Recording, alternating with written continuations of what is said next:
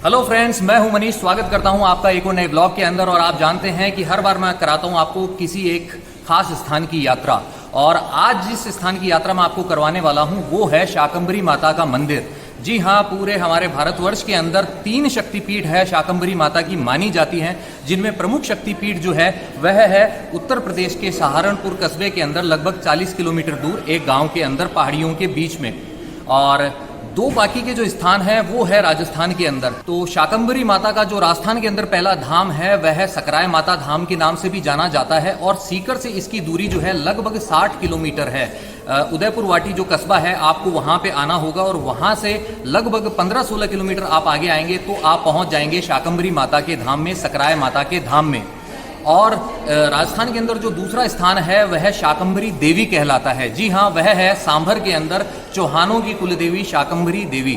तो फिलहाल हम जो है आज इस ब्लॉग के अंदर शाकंभरी माता जो है इनके मंदिर के दर्शन करेंगे और जानेंगे क्या है उनकी कथा। लेकिन माता जी के दर्शन से पहले मैं मिलवाना चाहूंगा मेरे सह यात्री से जो इस यात्रा में दे रहा है मेरा साथ। Hello friends. तो अभिषेक, जानते आप मेरे छोटे भाई अभिषेक को, और यही आज फिर से एक बार मेरे साथ है यात्रा के अंदर। इससे पहले कि हम शाकंभरी माता के दर्शन करें, ये तो देखिए हम दोनों भाई यहाँ पे पहुँचे कैसे। सीकर से हम लोग पहुंच चुके हैं उदयपुर वाटी के अंदर और यहाँ से अब हम जाएंगे शाकंभरी माता, जिन्हें सकराय माता भी कहा जाता है, उनके धाम की तरफ। और यहाँ से उसकी दूरी है 15 किलोमीटर। और हम हमारे प्राइवेट व्हीकल से नहीं आए हैं, इस वजह से हम जो लोकल व्हीकल है उसी का यूज़ करेंगे। यानी कि यहाँ पे जो जीप चलती है, शेयर्ड जीप, उसी के द्वारा हम लोग पहुँचेंगे शाकंभरी माता के। ये देखिए, ये है शाकंभरी माता का द्वार उदयपुर वाटी के अंदर। और वहाँ सामने मिलेगी हमें जीप। तो चलिए बढ़ते हैं जीप की तरफ।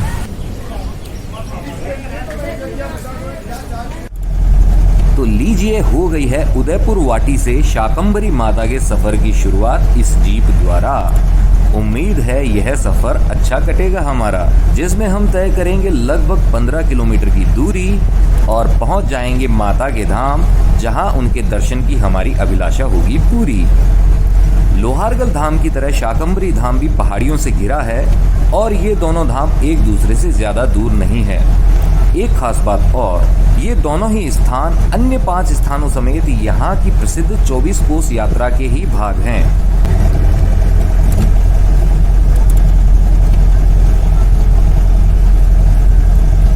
सामने पहाड़ी पर जो गढ़ दिखाई दे रहा है वह कोटगढ़ कहलाता है, लेकिन हमें पता नहीं वहां जाने का रास्ता कहां से होकर जाता है। रास्ता जो है वो टूट चुका है गढ़ पे जाने का, तो दूर दर्शन ही कर सकते हैं फिलहाल। और यहाँ के गांव से गुजरते हुए हम बढ़ रहे हैं शाकंभरी माता की तरफ। और यहाँ से वो दूरी है वो है 9 किलोमीटर। और रास्ता ब्लॉक कर दिया गया है बकरियों और भैंसों के द्वारा। पहली फिल्म वाले अमिताभ बच्चन की याद दिलाते एक और बाबा जी।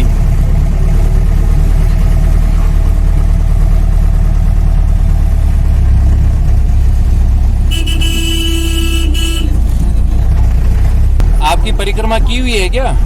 जो 24 कोस वाली परिक्रमा होती है ये? हाँ, दे रही हूँ तो 2-3 बार कर ली? हाँ, पापा भी टूट गई। अच्छा। हाँ, पापा ने रही तो देखो ब्रेकर की ठोकर ला दे और पड़गी भी टूट। तो अभी पीछे माता राम से मैंने पूछा कि क्या इनकी भी 24 कोस की परिक्रमा की हुई है, तो इन्होंने कहा एक बार नहीं, इन्होंने 2-3 बार की हुई है। और उसके बाद में इनके पैर में चोट लग गई थी, तो उसके बाद में इन्होंने वो परिक्रमा नहीं की थी। लेकिन 2-3 बार इन्होंने किया, यह भी अपने आप में बड़ी बात है। माता जी ने जो ये 3-4 बार परिक्रमा करी है, बहुत ही सराहनीय है। और कभी चांस मिलेगा तो हम भी करेंगे। बिल्कुल ज़रूर करेंगे और आपको भी करवाएंगे। अभी बादल छाने से मौसम अच्छा हो गया है।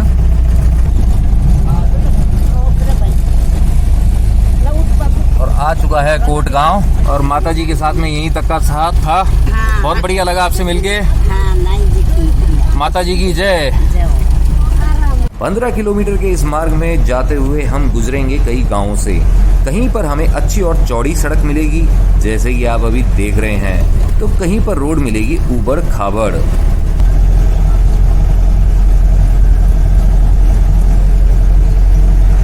शाकंभरी माता के दर्शन के लिए जाते वक्त अभी रास्ते में कोट नामक स्थान पे हम लोग अभी रुके हैं। और यहाँ पे है एक शानदार बांध, मुझे पता चला है, तो क्यों ना उसके भी दर्शन किए जाएं, देखा जाए कैसा है ये बांध। और उसके लिए हमें इस रास्ते से जाना होगा, कुछ सीढ़ियाँ चढ़नी होगी।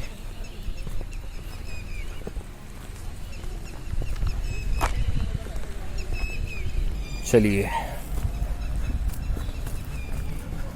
इस कच्चे रास्ते से ऊपर जाना होगा।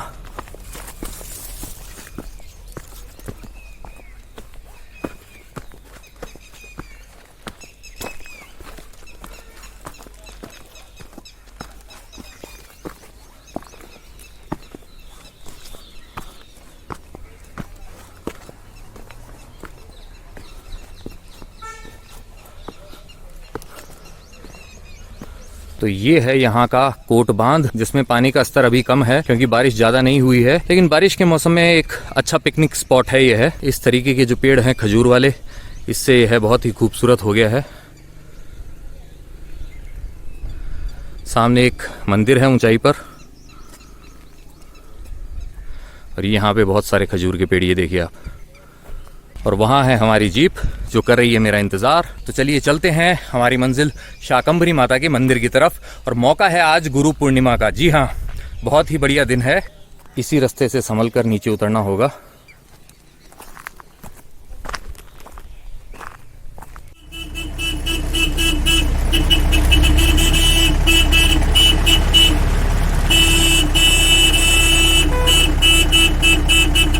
देखा आपने, भैंस कितना जिद्दी होती है, हटती नहीं है हॉर्न बजाने पर भी। यूं तो बारिश का मौसम है, लेकिन फिलहाल इंद्रदेव थोड़े नाराज हैं। शायद इसीलिए ना मेघ गर्जन हो रहा है, ना ही जल वर्षा। लेकिन फिर भी हमने जहां तक नजर डाली, थोड़े दिन पहले हुई वर्षा से हर तरफ दिख रही है लॉट्स ऑफ हरियाली। मात्र 1 किलोमीटर बचा है। थोड़ी देर में हम लोग होंगे शाकंभरी में, सकराय माता के धाम में।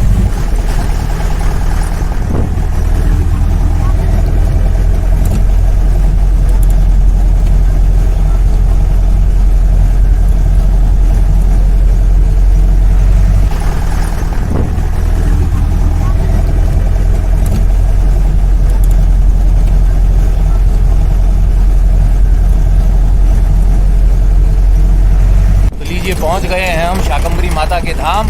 अब करेंगे दर्शन, करके उनको प्रणाम। और देख सकते हैं आप यहाँ पे लंगूर सेना।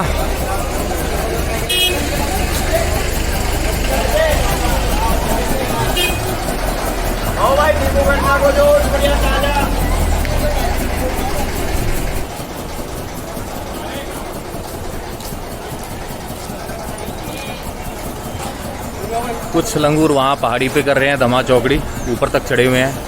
और यहाँ देखिए पर्वतारोही बकरियाँ,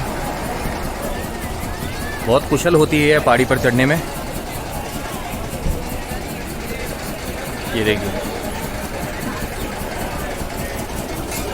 शाकंभरी माता के ऐसे थाली चढ़ाई जाती है, जिसमें आप देख सकते हैं चूड़ियाँ भी हैं, सिंदूर भी है, मेहंदी भी है, अगरबत्ती है, नारियल है, साथ में चुनरी है। माता की अखंड ज्योत के लिए यहाँ से घी तेल भी चढ़ाया जाता है, ये देखिए आप। तो आइए अब चलते हैं माता जी के मंदिर की तरफ, दर्शन करते हैं सबसे पहले।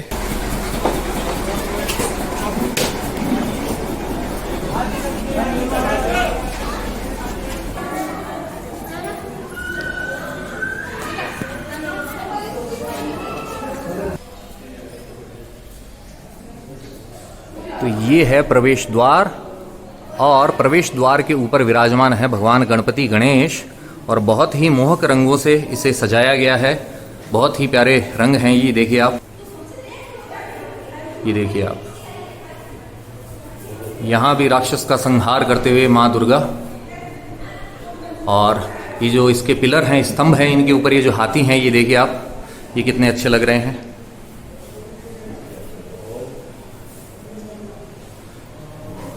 और हम प्रविष्ट हो चुके हैं माँ शाकंभरी के मंदिर प्रांगण में, जो आंतरिक है मंडप, उसके अंदर।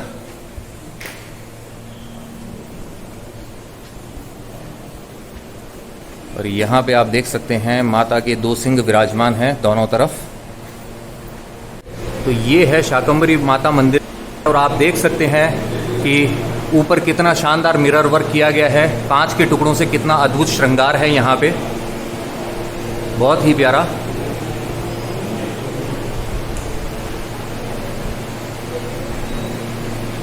और सामने विराजमान है माँ शाकंभरी ब्रह्माणी और रुद्राणी के रूप में।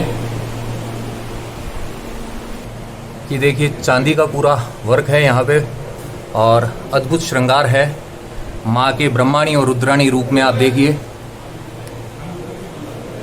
तो माता के दर्शन आप कर चुके हैं। अब पंडित जी से जानते हैं माता के महिमा के बारे में। पंडित जी, सबसे पहले अपना नाम बताइए। मेरा नाम पवन कुमार पुजारी है। तो महाराज बताइए माता के। वे इधर शाकंभरी जी हैं, दैनी साइड में सामने से। वे इनका जो है ब्रह्माणी रूप है और इधर काली जी हैं, ये रुद्राणी है। हाँ जी। तो माता जी के जो मुख्यतः जो भोग लगता है वो शाक का ही लगता है। हाँ, मुख्यतः भोग मतलब शिरापुरी हलवा का लगता है। और मैंने थोड़ा सा जैसे जाना था, यहाँ पे एक कंदमूल होता है जिसे जुड़ूला कहते हैं, शायद वह भी माता का प्रिय है।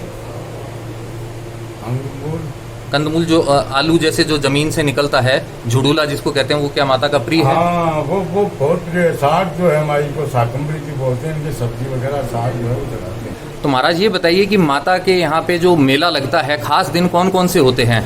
बहुत बड़े मेले तो चैत्र और रास होती हैं। और ये जो 24 कोस की परिक्रमा होती है उस समय भी यहाँ पे लोग आते होंगे? यहाँ इसमें शामिल है परिक्रमा में, तो उसमें आते हैं, उसमें लाखों लोग आते हैं।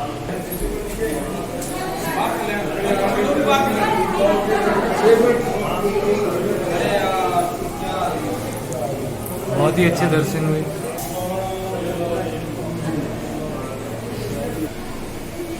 आइए परिक्रमा करते हैं।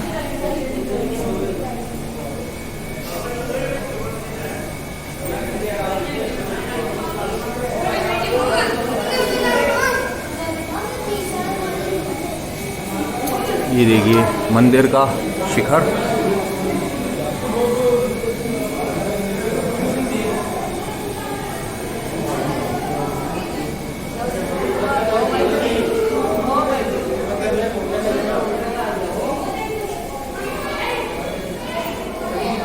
ये है मंदिर का पिछला हिस्सा।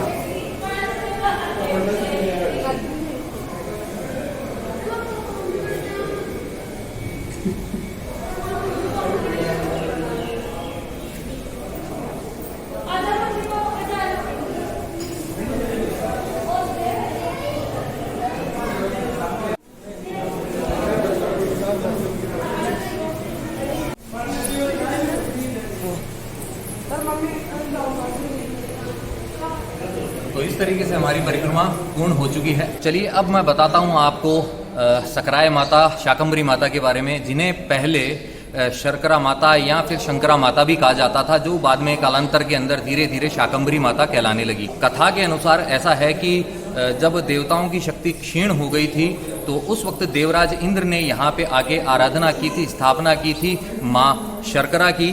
तो इस वजह से देवताओं को पुनः वैभव की प्राप्ति हुई थी। और उसी वक्त जो कुछ समय जो था यहाँ पे अकाल भी पड़ गया था। तो अकाल कोई 1-2 साल के लिए नहीं था, लगभग 100 वर्षों तक अकाल पड़ा था। और उस भीषण अकाल की वजह से सब लोगों के सामने, प्राणियों के सामने भोजन का संकट उत्पन्न हो गया था। तो उस समय देवी ने सकराय माता के रूप में अवतार लिया था।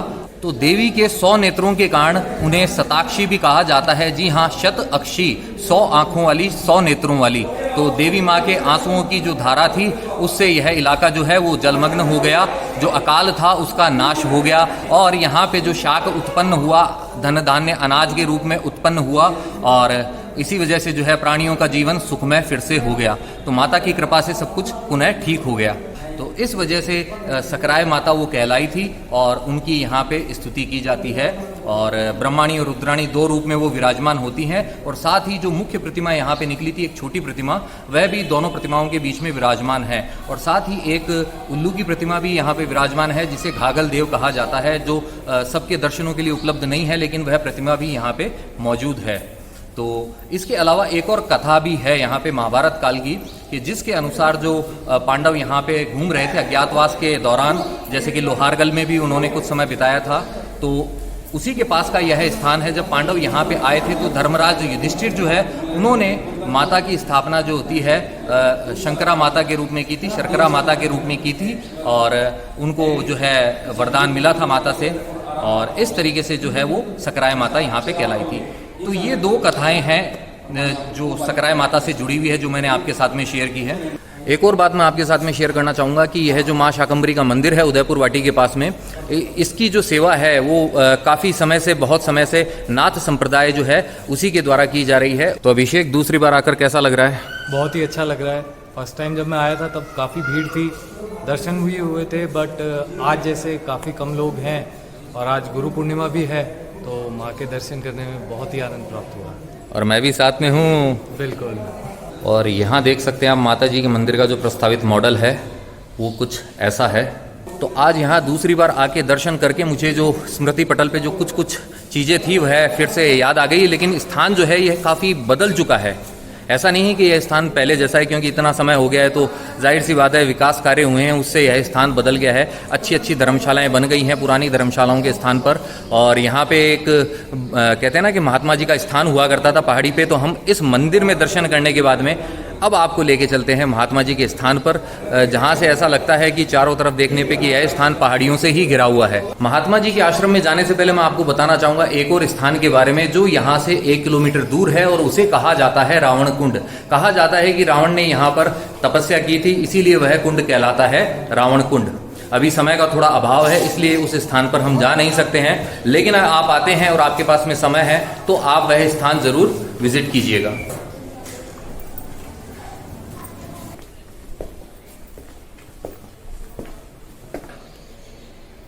ये है मंदिर का पिछला भाग।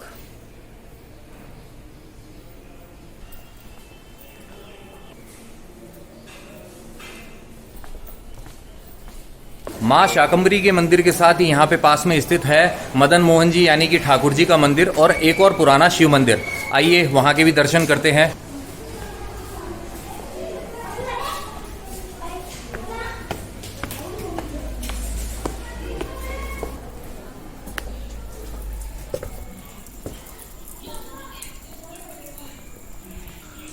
और ठाकुर जी का जो मंदिर है फिलहाल बंद है।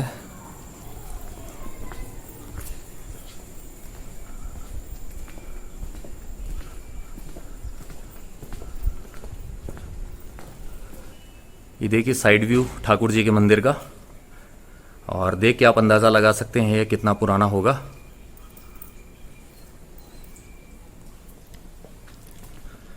यहाँ से मंदिर की धुलाई होती है तो जल बहता हुआ बाहर आता है। और ये देखिए हाथी जो बने हुए हैं ये टूट चुके हैं। और ये है मंदिर का पिछला हिस्सा।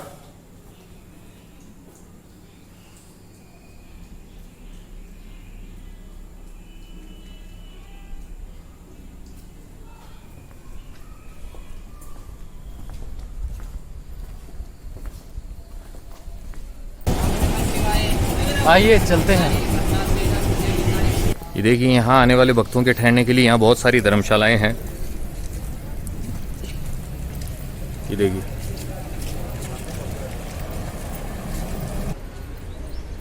ये देखिए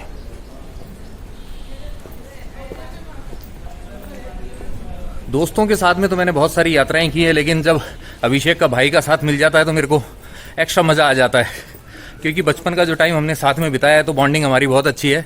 और मैं ये चाहता हूँ कि बॉन्डिंग हमेशा बनी रहे, माता की कृपा हमेशा बनी रहे। क्यों अभिषेक? जी हाँ, ये फेविकॉल से भी मजबूत जोड़ है, कभी नहीं टूटेगा।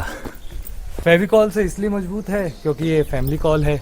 भैया ने बुलाया और मैं चला आया, और अब मैया ने बुलाया तो हम यहाँ चले आए। इस स्थान पर अभिषेक भी पहले आ चुका है। यह आया था अपने दोस्तों के साथ में, और मैं आया था इससे भी बहुत पहले, जब मैं होता था फर्स्ट क्लास के अंदर। तो स्कूल वालों की तरफ से कहता ना कि पिकनिक, तो पिकनिक पर हमें यहाँ पे लाया गया था। तो हल्की हल्की सी मेमोरी है इस स्थान की, बाकी बहुत साल हो गए हैं। तो अभी और जगह देखूंगा तो हो सकता है मुझे सब कुछ याद आ जाए। इस रास्ते से हम यहाँ आए हैं, और आप चारों तरफ देखिए, ऐसे लग रहा है जैसे हम पहाड़ियों से घिर गए हों। ये देखिए उस तरफ जाना है हमें। तो माता जी के दर्शन के बाद में अब हम दोनों भाई बढ़ रहे हैं। बाबा जी का यहाँ पे आश्रम है ऊंचाई पे बना हुआ, इसकी तरफ थोड़ी सी सीढ़ियाँ और बस हम पहुँचने वाले हैं। ये देखिए सामने है आश्रम का द्वार।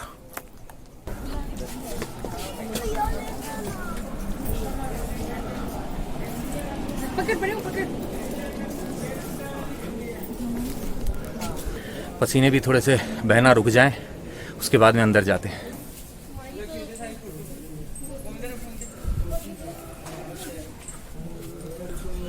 बजरंगबली की प्रतिमा है यहाँ पे, बजरंगबली का मंदिर।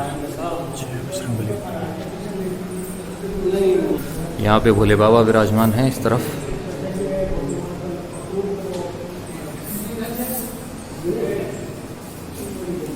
यहाँ पे गणेश जी,